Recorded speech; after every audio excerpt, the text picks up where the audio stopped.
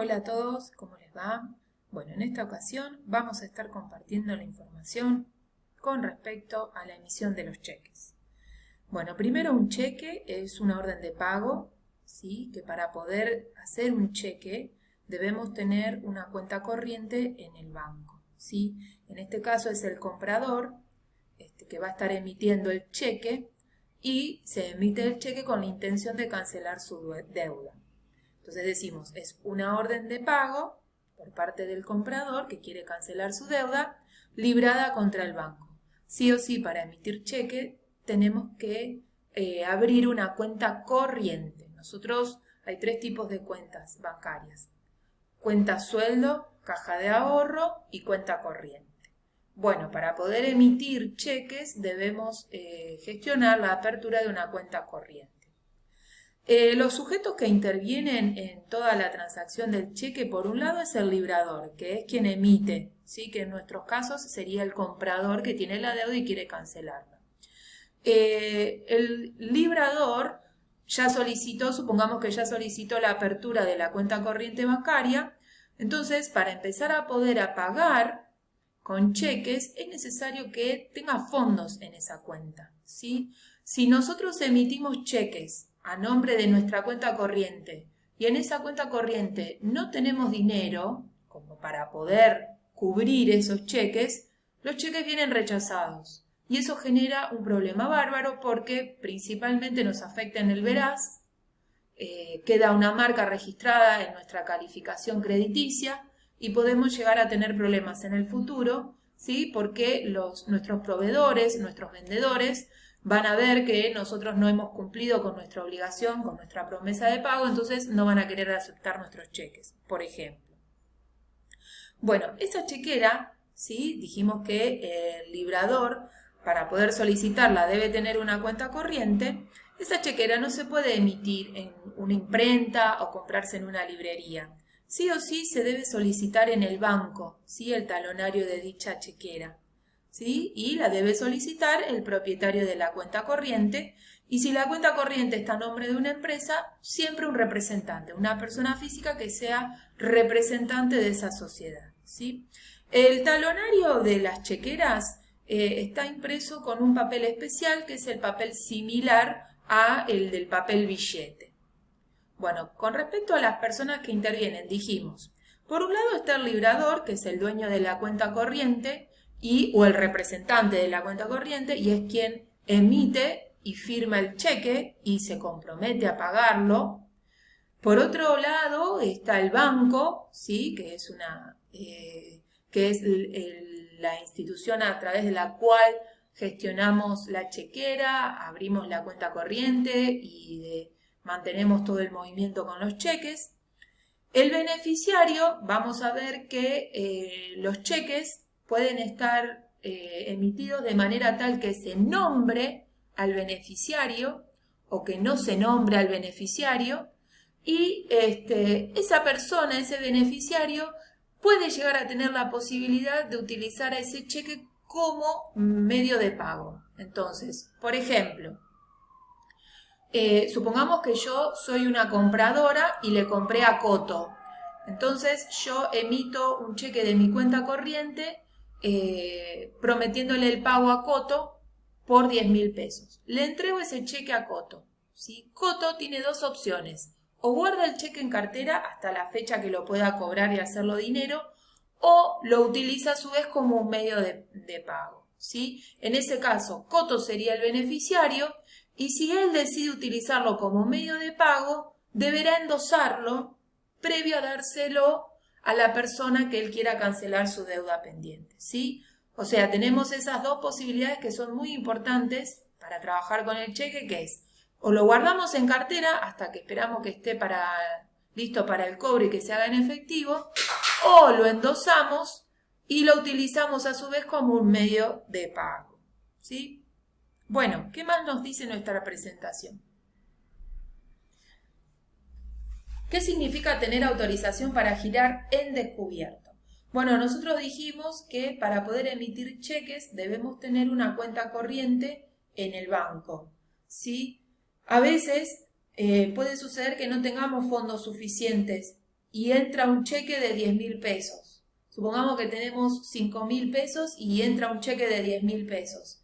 Entonces, para evitar que ese cheque venga rechazado, el banco nos autoriza a girar en descubierto. Esto es, cubrir ese cheque de 10.000 pesos, el banco nos prestará el dinero que nos falta y luego de una X cantidad de horas debemos devolverle ese préstamo al banco, ¿sí? Entonces, significa haber obtenido del banco la autorización para librar cheques por un importe superior al que tiene, ¿sí? Entonces, cuando me falta un poco de plata para cubrir un cheque, el banco me presta esa plata, yo cubro el cheque no viene rechazado y luego de un par de horas debo devolver ese dinero al banco, ¿sí?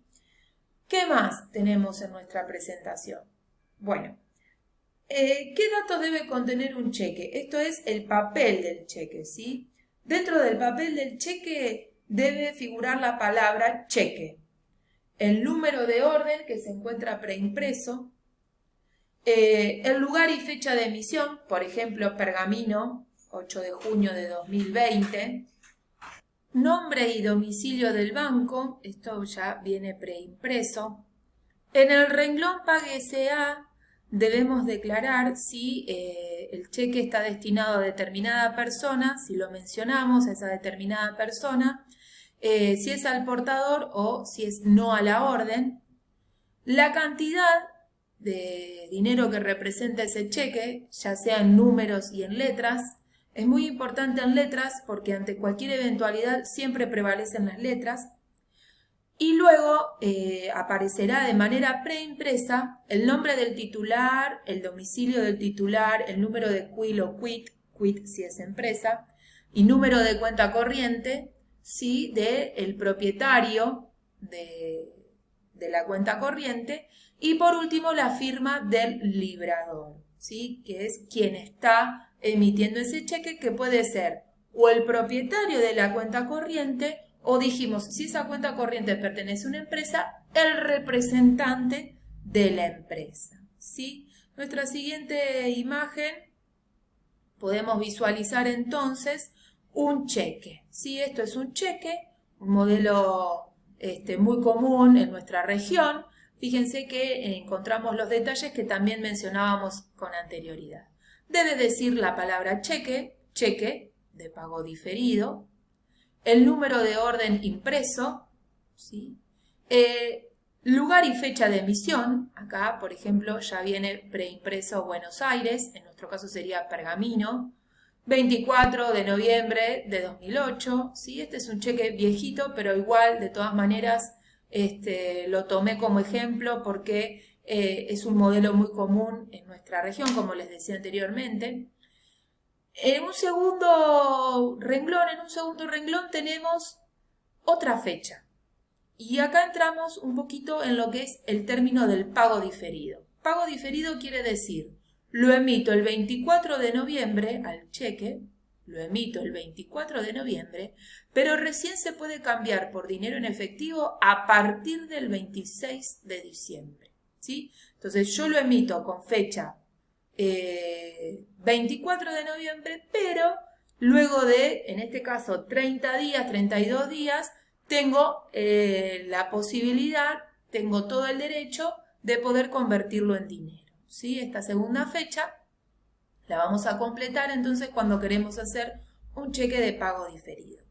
Tercer renglón, Páguese a. Y acá es cuando decíamos que podemos mencionar el beneficiario, podemos no mencionarlo, o lo puedo mencionar al beneficiario con la cláusula no a la orden, ¿sí? En este renglón, Páguese a, se debe dejar detallado si el cheque es al portador, que es cuando no menciono el nombre del beneficiario, a la orden, que es cuando sí menciono quién es el beneficiario, y cuando es no a la orden, que menciono el nombre del beneficiario y tiene otra particularidad que la vamos a ver más adelante.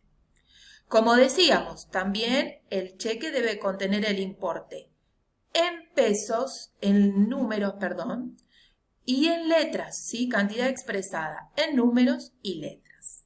Continuamos con el detalle de nombre, número de cuenta, domicilio, ¿sí?, del propietario de la cuenta corriente, que es aquella que se está responsabilizando en emitir la orden de pago, que en este caso es el cheque, ¿sí? También otro dato que vamos a encontrar preimpreso son los datos del banco emisor.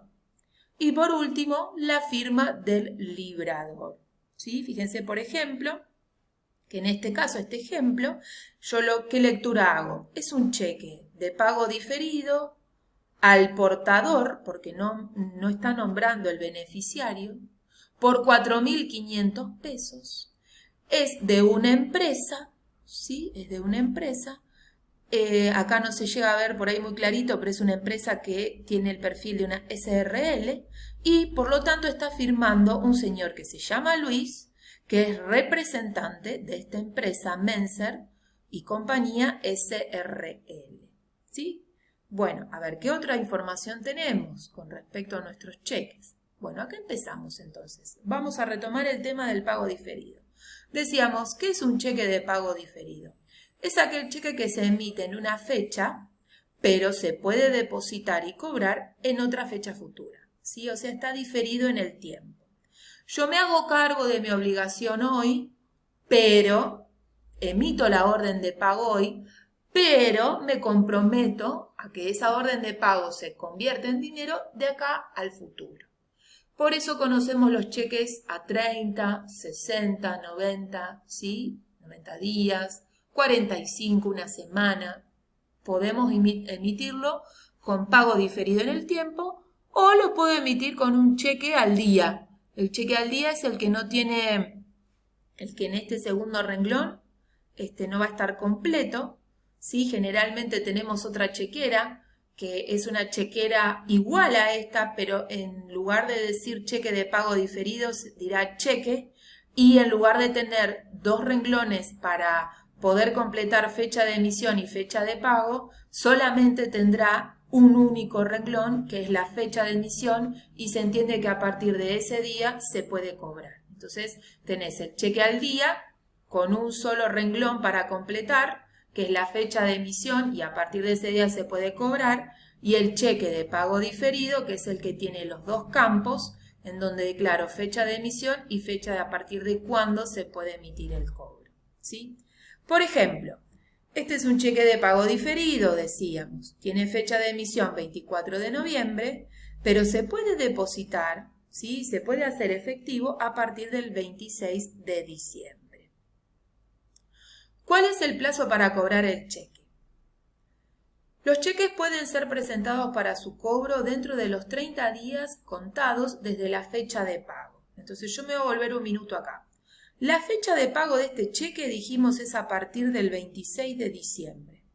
Yo tengo tiempo para cobrar este cheque y hacerlo dinero efectivo desde el 26 de noviembre como máximo hasta el 26 de enero. ¿Sí? Tengo 30 días contados para poder cobrarlo. ¿Sí? En el ejemplo anterior, el cheque se puede cobrar a partir del 26 de diciembre y hay tiempo para hacerlo como máximo el 26 de enero. Tengan en cuenta que los días hábiles, los feriados, ¿sí? Son días que no podemos ir al banco. Entonces, siempre una vez que está ya en fecha, y no son 30 días hábiles para cobrarlo, son 30 días de corrido. Entonces, generalmente se recomienda que cuando ya esté en fecha, cobrarlo lo antes posible.